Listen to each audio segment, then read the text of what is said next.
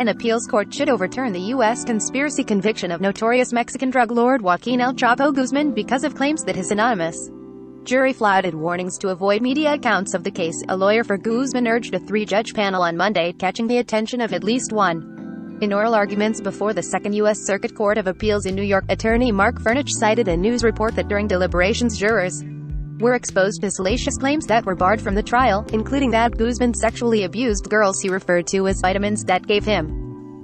Furnich argued the court should order a new trial or at least call for a hearing on the alleged jury misconduct. He asked the judges to resist any punitive impulse toward someone who was cast as a public enemy like gangster Al Capone. "The guy is going to be in a box for the rest of his life," Furnich said. "I am not asking you to play violins for him. This is his last shot." The legal claims resonated with Circuit Judge Gerard E. Lynch, who said it was a not bad argument. "This is serious stuff," the judge later added.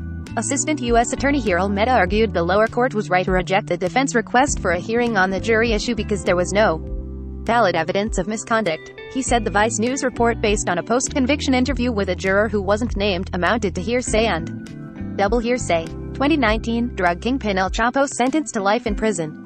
July 17, 201,901-17. Guzman was sentenced in 2019 to life behind bars for a massive drug conspiracy that spread murder and mayhem for more than 2 decades. Before the federal case, he had attained near-mythical status by escaping from prison twice in Mexico, the second time through a tunnel dug into the shower of his cell. He was recaptured and sent in 2017 to the United States and put in solitary confinement.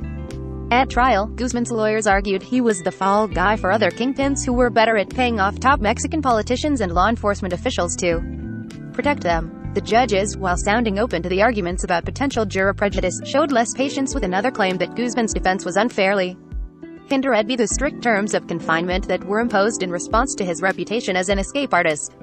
Lynch challenged Furnich's characterization that Guzman was thrown into a modern dungeon, pointing out that his lawyers had constant access to him leading up to the "He's not isolated from the world," Lynch said. "He's seeing people on a regular basis." The panel will rule at a later date.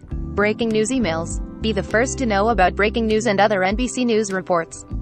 Sign up. This site is protected by RECAPTCHA privacy policy. Terms of service.